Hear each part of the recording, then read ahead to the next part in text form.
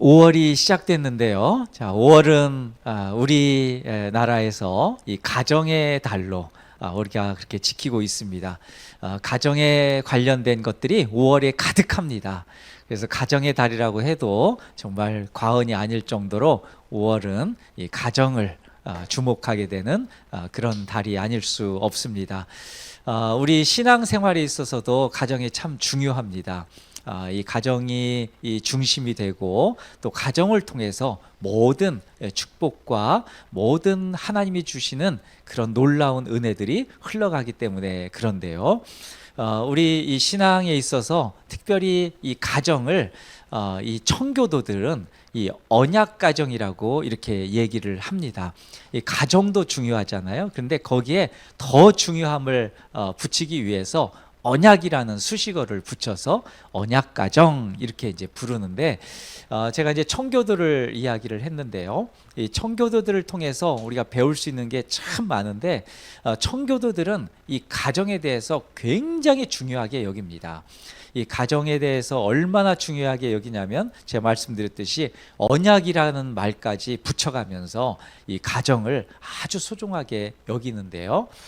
이 언약 가정, 이 청교도들이 이렇게 소중하게 여기는 것 중에 하나가 이 가정을 작은 교회로도 봅니다. 그 정도로 가정을 아주 귀한 가치로 이렇게 여기는데, 그러니까 작은 교회가 이렇게 잘 되어야 교회 공동체, 이 큰 교회도 잘 될 수 있다. 이것을 이야기하고자 하고 이걸 강조하는 그런 말이기도 합니다. 이 청교도들이 이토록 이렇게 가정에 대해서 굉장히 중요하게 여기는데, 청교도는 16세기에서 17세기에 영국 교회에서 교회개혁 운동을 했던 그런 크리스천들이죠. 그런 그리스도인들인데, 청교도가 중요한 것은 그들이 남긴 이 전통과 유산이 굉장히 크기 때문에 그렇습니다. 그 청교도 후예들이 그 가르침과 이 정신을 이어받아서 지금까지도 그 유산을 발전시키고 이렇게 내려오고 있게 되는데요. 우리가 그 유산을 또 받아서 이렇게 또 살게 되는데, 그 전통 위에 사실 한국 교회가 서 있다고 해도 과언이 아닙니다. 청교도의 특징은 매우 성경적입니다. 그 신학도 또 신앙도 성경의 바탕 위에 서 있어야 된다. 성경 구절을 대라.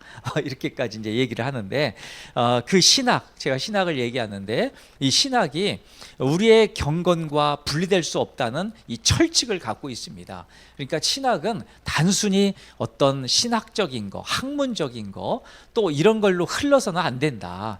이것이 신학이라는 것은 신앙 정신으로 파고들고 우리 심령으로 파고들고 마음과 생각을 파고들어서 그것이 거기에서 싹이 나고 거기서 열매가 맺도록 해야 된다. 그것이 참된 신학이다. 공부만 해갖고는 머릿속에 있어서는 그것만으로는 안 된다 라는 게 청교도들의 아주 철칙 중에 그 신앙 정신이 아닐 수 없습니다.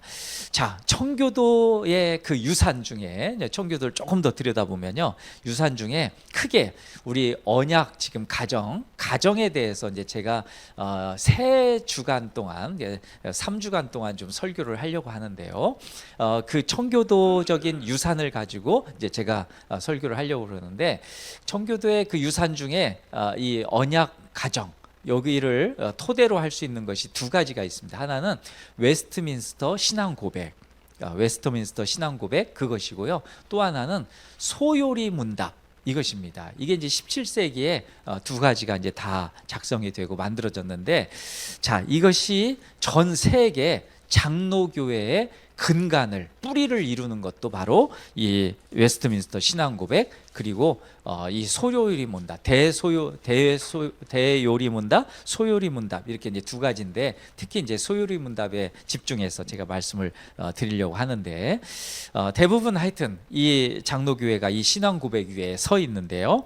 이 중에서 웨스트민스터 신앙 고백, 이것이 굉장히 중요한 것이, 여기에 언약 사상, 그냥 언약에 대한 가르침이 유일하게 여기에 있습니다. 그러니까 그러니까 여러 가지 신앙 고백들도 많이 있지만 여기에서는 더 집중해 가지고요. 집중해서 언약에 대해서 집중해서 아주 명료하게 가르치고 있는 것이 웨스트민스터 신앙 고백서 이겁니다.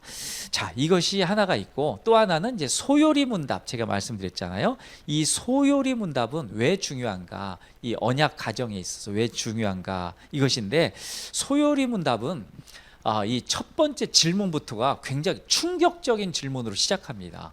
이 질문이 인간의 궁극적인 목적이 무엇인가? 이렇게 시작해요. 이게 첫 번째 질문입니다. 인간의 궁극적인 목적이 무엇인가? 그 대답은 하나님을 영화롭게 하고 그분을 영원히 즐거워하는 것이다 라고 대답합니다. 자, 이 단순한 질문과 대답이 인간이란 무엇인가? 또 인간은 무엇을 위해서 살아야 되는가? 인간의 목적이 무엇인가? 그것을 아주 꿰뚫고 있는 그런 핵심적인 질문과 대답이 아닐 수 없습니다. 자, 제가 이제 언약 가정 이것을 이제 얘기하는데 언약 가정이라는 것은 이제 무엇인가? 이걸 좀 들여다봐야 되잖아요. 우리에게 허락하신 가정을 통해서 하나님을 영화롭게 하고 그분을 즐거워하자는 것이 바로 언약 가정입니다. 성도들은 우리의 가정에 언약 가정이라는 이 말을 붙여볼 수 있어야 됩니다. 우리 가정은 언약 가정이 되어야 된다는 그런 뜻입니다. 하나님의 백성을 일컬어서 언약 백성이라고도 얘기해요. 그리고 오순절 이후에 성령이 강림하시잖아요. 그리고 나서 교회들이 세워집니다. 근데 그 교회가 세워질 때 그 교회를 일컬어서 언약교회라고도 얘기를 해요. 그러니까 제가 언약 백성, 언약 교회 이렇게 얘기했잖아요. 근데 하나님께서 또 가정을 또 세우시고 또 가정을 주셔요, 선물로. 그런데 그 가정도 언약이라는 말을 붙여서 언약 가정 이렇게 이제 얘기하죠. 그러니까 앞서서 언약 백성, 언약 교회, 언약 가정. 자, 이것이 다 이 언약에 맞물려서 주님이 주시는 그런 소중한 것들이다라는 것을 우리가 보게 됩니다. 거기에 더불어서 언약 가정이 더 그렇죠. 자, 소요리 문답 이것을 조금 더 들여다보면요. 인간의 궁극적인 목적은 무엇인가? 이렇게 질문했잖아요. 그 대답은 간단하지만 중요합니다. 하나님을 영원롭게 하고 그분을 영원토록 즐거워하는 것이죠. 자, 고린도전서 10장 31절 오늘의 말씀이죠. 그런즉 너희가 먹든지 마시든지 무엇을 하든지 다 하나님의 영광을 위하여 하라 라는 그 말씀이 바로 여기에 연결됩니다. 모든 피조물의 존재 이유는 딱 하나입니다. 하나님을 영화롭게 하는 것입니다. 하나님께 영광을 돌리는 것. 그렇게 이제 표현해도 됐는데요. 바로 그것이죠. 청교도들은 이것을 아주 중요하게 여겼습니다. 그리고 이것을 확인할 수 있는가?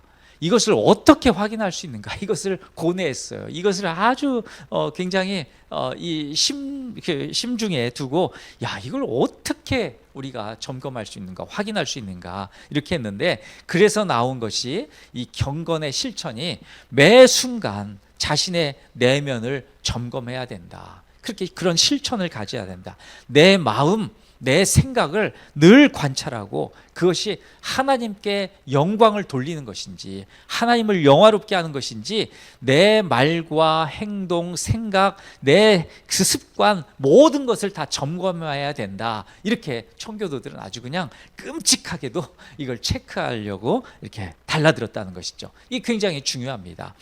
자, 그 사람의 심령을 파고 들어가면 항상 두 가지가 남습니다. 항상 두 가지는 나와요. 딱 두 가지밖에 없어요. 하나는 하나님의 영광을 위해서 하든지 아니면은 나의 영광을 위해서 하든지 딱 두 가지밖에 없습니다.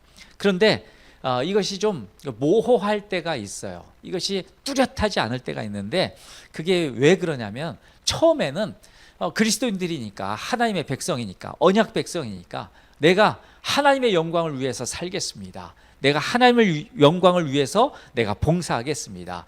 내가 하나님의 영광을 위해서 내가 이 일을 하겠습니다. 라고 시작을 합니다. 대부분 그렇게 하지요. 그것이 마땅히 이제 그리스도인이라면 마땅히 그 길로 시작을 합니다. 그런데 이게 중간에 가다가 가다가 이게 살짝 바뀌어요. 살짝 바뀌어서 하나님의 영광을 위하기도 하고 내 영광도 좀 위하게 해야 되지 않습니까? 이제 내 영광으로 살짝 바뀌죠. 근데 하였든지 또는 의도하지 않았든지 이게 살짝 바뀌기도 합니다. 그래서 이게 모호해지는 상황이 연출이 되는데, 자, 이것이 왜 그런가? 이것은 이 사람이 가진 그 죄 때문에 그래요. 이 죄의 속성 때문에 사람이 가진 이 교만함, 또 이 자의식을 드러내려고 하는 이런 이기주의, 이런 것들이 내가 갖고 있는 것이죠. 그냥 감기처럼 달고 사는 것이죠. 감기는 이게 뚝 떨어져서 멀리 있는 게 아니라 항상 나와 같이 사는 애들이잖아요. 그래서 감기에 그냥 항상 걸리고 항상 회복되고 이런 것처럼 교만도 그렇습니다. 이 죄라는 것도, 이기주의라는 것도 그런 것이죠. 나와 항상 감기처럼 함께 사는 거죠. 감기와 같이 달고 사는 것이죠. 우리는 예수를 믿지만 그렇다고 해서 이 죄에서 완전히 탈피할 수 없습니다. 주님이 오셔야 이제 완전히 이것이 탈피할 수 있는데, 그렇기 때문에 우리는 이 마음을, 우리 마음과 생각을 면밀히 조사해 봐야 됩니다. 하나님의 영광을 위해서 사는 것인지 아니면 내 영광을 위해 사는 것인지 살펴봐야 된다는 것이죠. 자, 결혼도 그렇습니다. 결혼, 언약가정이라는 것은 결혼을 토대로 시작되는 것이잖아요. 자, 왜 결혼을 하는가? 왜 결혼을 하는가? 제가 이렇게 질문을 했는데, 이 간단하지만 사실 이 소요리 문답의 질문과 대답처럼 간단하지 않습니다. 대개는 행복하기 위해서 결혼한다고 얘기하죠. 여기서 살펴봐야 할 것이 있는데, 그 행복의 주체가 누구인가? 이것입니다. 결혼하는 사람들에게 물으면 10중 8구는 이 나의 행복을 위해서 결혼한다고 그렇게 대답을 합니다. 여기에 문제가 있고 여기에 모순이 있습니다. 결혼은 두 사람이 하는 것이잖아요. 남자와 여자, 이 두 사람이 하는 것인데 서로가 행복하기 위해서 결혼을 합니다. 그것이 맞습니다. 그것이 맞는데요. 그러나 반은 맞고 반은 틀립니다. 왜 반은 맞고 반은 틀리느냐? 왜냐하면 인간의 죄 때문에 그렇습니다. 인간은 죄 때문에 내가 행복하려면요, 누군가의 희생이 필요합니다. 자, 이 부분이 굉장히 중요해요. 내가 행복하려면 누군가의 희생이 절대적으로 필요합니다. 남편이 행복하려면 아내가 희생되어야 됩니다. 아내가 행복하려면 남편의 희생이 있어야 됩니다. 여기서 심각한 충돌이 일어나죠. 왜 나만 희생해야 되느냐? 왜 나만 섬겨야 되느냐? 뭐 이렇게 이제 충돌이 일어나는 거죠.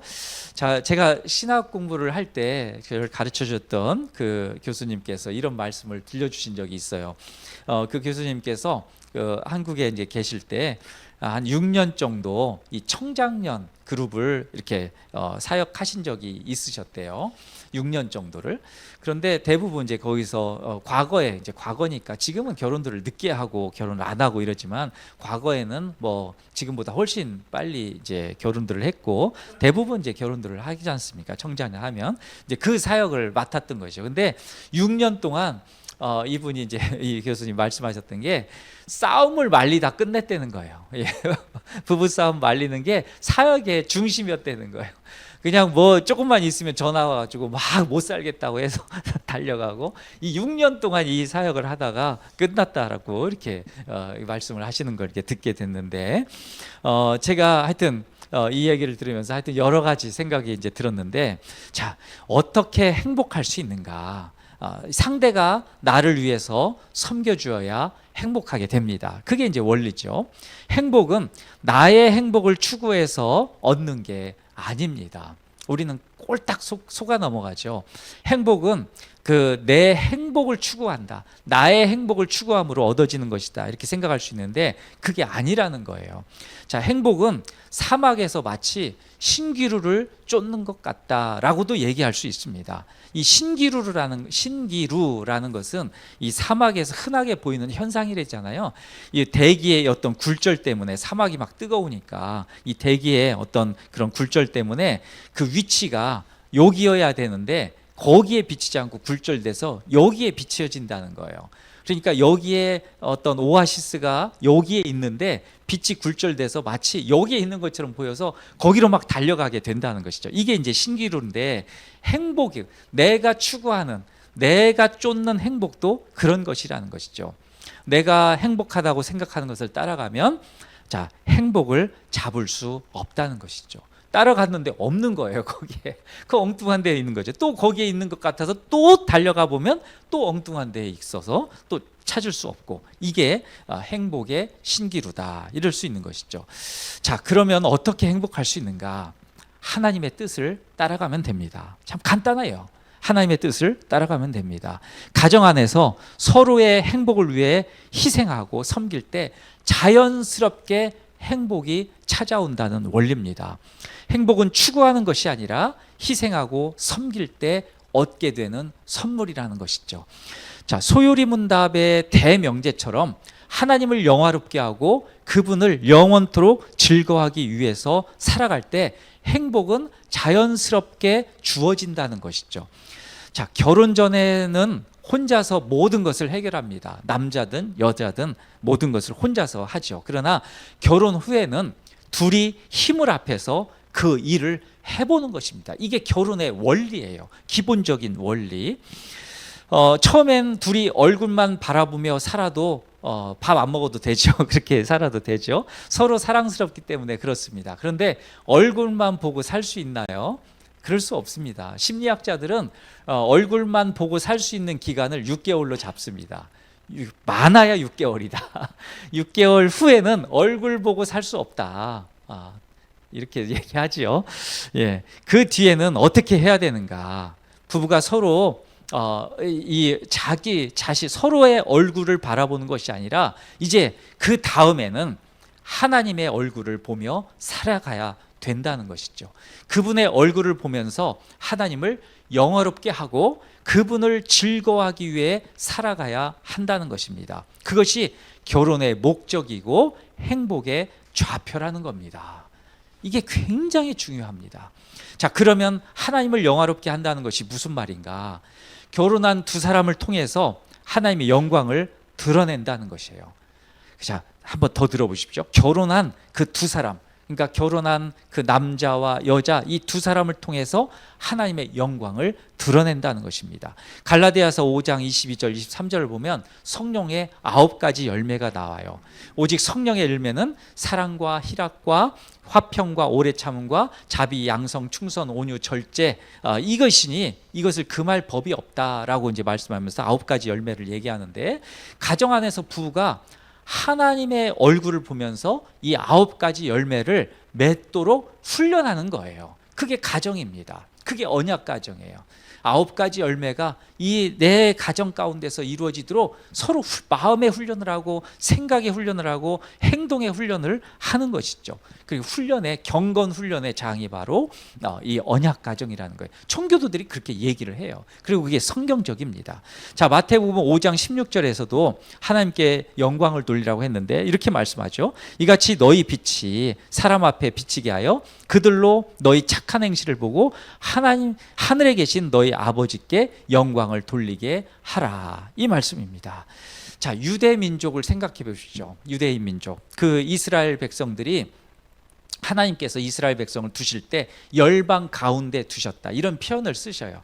열방 가운데 두셨다. 왜 그렇게 열방 가운데 두셨느냐? 그것은 그 열방 가운데 두셔서 하나님의 영광을 드러내시려고 열방 가운데 두셨다, 이렇게 말씀해요. 그러니까 이스라엘 백성들, 유대인들을 볼 때 주변에 있던 그 민족들이, 야, 저 민족은 어떻게 저렇게 조그맣고 매번 유목민들처럼 이리 갔다 저리 갔다, 그리고 여기 치이고 저기 치고 하는데 어떻게 복을 받지? 그러면서 들여다본다는 거죠. 야, 저들은 도대체 어떻게 그 복을 받는 거야? 그리고 어떻게 저런 상황 속에서 위로를 받지? 어떻게 저런 상황 속에서 보호를 받지? 어떻게 그런 상황인데도 기뻐할 수 있지? 궁금해한다는 거예요. 그러면서 열방이 그 이유를 알아보니까, 와, 그 안에 하나님이 계셨구나. 하나님이 복을 주시고 하나님이 위로하시고 하나님의 모든 근심 걱정을 떨치게 하시고 하나님께서 기뻐하게 하셨구나. 이것을 보면서 그 열방이 그것을 알면서 그럼으로 인해서 그 이스라엘 백성을 통해서 영광을 돌리게 하셨다는 것이죠. 가정도 그렇다는 거예요.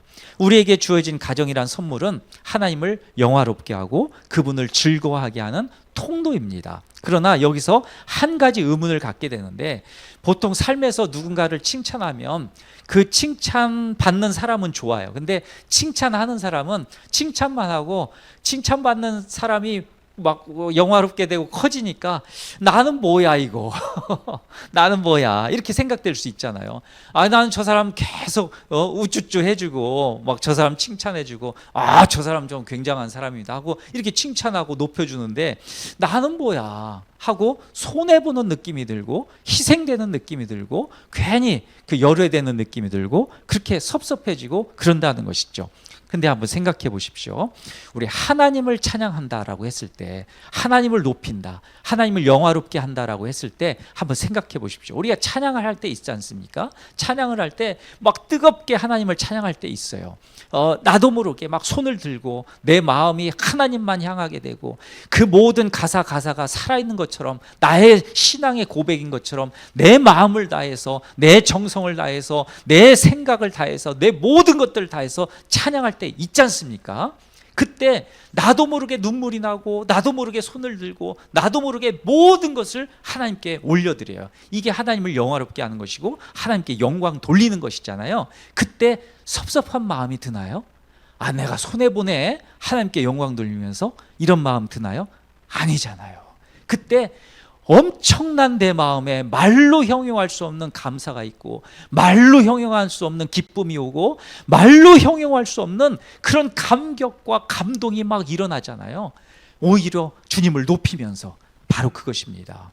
다른 사람을 언약 가정 안에서 남편과 아내를 섬기고 높인다는 것은 바로 이겁니다. 그때 비로소 주님께서 우리 마음 가운데 주시는 거예요. 그 희생하고 섬기는 사람에게 감사가 일어나고 기쁨이 일어나고 감격이 일어나고, 야, 이걸로 인해서 내 남편이 변하는구나, 야, 이걸로 인해서 내 아내가 변하는구나, 나의 이 섬김과 희생 때문에 내 가정이 이렇게 변하는구나, 내 자녀들이 이렇게 변하는구나 라는 것을 보고 하나님께서 내게 주신 이 가정이 하나님의 영광의 통로구나, 영광의 그릇이구나, 영광을 담으신 그런 놀라운 은혜의 그릇이구나 라는 것을 느끼게 된다는 것이죠. 그래서 고린도전서 10장 31절에 그런즉 너희가 먹든지 마시든지 무엇을 하든지 다 하나님의 영광을 위하여 하라 라는 말씀이 바로 우리 언약 가정, 나에게 주신 하나님께서 주신 가정 가운데 일어난다는 것이죠. 자, 이 세상의 어떤 것도 궁극적인 목적이 될 수 없습니다. 이 세상의 모든 것은 하나님의 영광을 이루는 수단일 뿐입니다. 가정도 그렇습니다. 가정의 행복이 아니라 불화가 찾아오는 것은 가정의 진정한 목적과 방향이 살짝 틀어졌기 때문에 그래요. 근데 오늘 이 말씀을 들으면서 그것을 그 정의라고 그러잖아요. 우리 이 몸무게 다는 그 체중계 있잖아요. 요즘은 뭐 그 전자식으로 있어서 그런데 전자식도 근데 이걸 주기적으로 이걸 다 교정을 해줘야 돼요. 이게 틀어지니까요. 이 교정을 해줘야 되는데 옛날 저울 보면은 그 스프링으로 되어 있기 때문에 이걸 이렇게 돌려가지고 그걸 잘 맞춰놔야 돼. 0으로 맞춰놓고 거기 올라가야 체중이 정확하게 재지잖아요. 그런 거죠. 시간이 지나면 이게 늘어지기도 하고 이게 수축도 되고 늘어나기도 하고 이렇게 되는데 그걸 교정을 조금만 살짝 해주면은 그러니까 정확하게 잴 수 있는 거죠. 우리 가정도 마찬가지입니다. 살짝 틀어질 수 있어요. 그걸 살짝만 돌려주면 돼요. 이 가정의 목적을 이 하나님께 두면은 이 모든 것들이 정상적으로 이렇게 돌아오는 것 된다는 것이죠. 가정이 내가 성취해야 될 목적이 장이 아니라 수단이 되고 말 수 있다라는 생각을 해야 된다는 것이죠. 내가 그렇게 되지 못했기 때문에 자녀들이 그렇게 되어야 한다고 목적을 갖게 되면 안 된다는 것이죠. 내가 지금 하지 못했기 때문에 남편이 그렇게 되어야 된다, 그래서 남편을 닥달한다든지 또 아내가 또 그 남편은 또 아내에게 내가 하지 못했던 것들, 그 부모는 또 자녀에게 내가 되지 못했던 것들을 성취하는 수단 수단으로서 막 그렇게 해야 된다라고 하는 것들로 이어지면 안 된다는 것이죠. 가정이 수단이 되는 순간 이 모든 행복도 틀어지고 모든 이 가정, 언약 가정 가운데 주셔야 되는 하나님의 모든 통로들이 막히게 된다는 것이죠. 자, 가정이 나의 행복을 이루는 목적이고 수단이 되면 문제가 생긴다는 것입니다. 내가 원한 만큼 되지 않으면 닥달하게 됩니다. 하나님의 자리에 남편, 하나님의 자리에 아내, 하나님의 자리에 자녀가 들어오게 됩니다. 그 모든 것은 다 소중합니다. 사실 남편과 아내, 자녀는 굉장히 소중한 겁니다. 그러나 하나님보다 더 소중할 수 없습니다. 하나님의 자리에 앉혀서는 안 됩니다. 하나님 아래에 남편과 아내와 자녀가 있어야 됩니다. 그것이 무너지면은 언약 가정이 틀어지게 되는 것이죠. 자, 가정은 나의 욕심을 이뤄내는 수단이 아닙니다. 가정은 하나님이 주신 선물입니다. 가정은 하나님을 영화롭게 하고 그분을 영원히 즐거워하는 곳입니다. 하나님이 주신 선물을 통해서 내 욕망을 실현하겠다고 하면 안 됩니다. 그때 행복은 물거품이 되고 가정이 무너지게 되는 것이죠. 소중한 것은 그 자리가 있습니다. 어떤 것도 하나님보다 높아질 수 없습니다. 어떤 것도 하나님의 자리에 앉아서는 안 됩니다. 자, 언약 가정을 얘기했는데 제가 말씀을 준비하다가 하나 생각된 게 있었어요.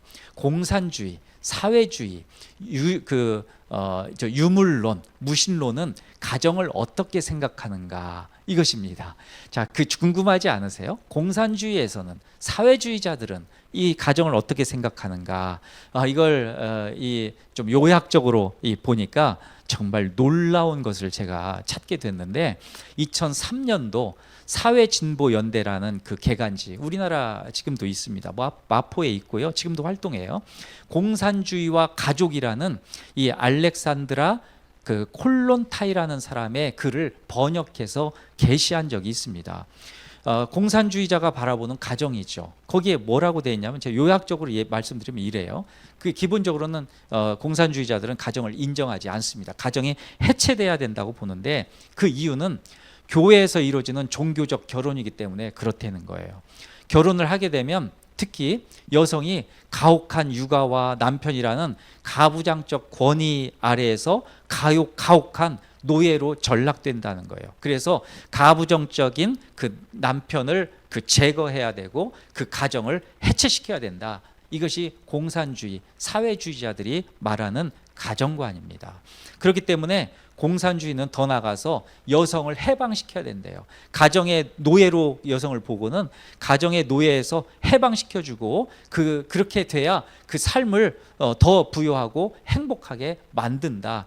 부유하고 행복하게 만든다라는 표현을 이 공산주의 가족이라는 사회진보연대 개간지에 실렸던 표현입니다. 그 똑같은 표현, 부유하고 행복하게 만든대요. 그렇게 해야.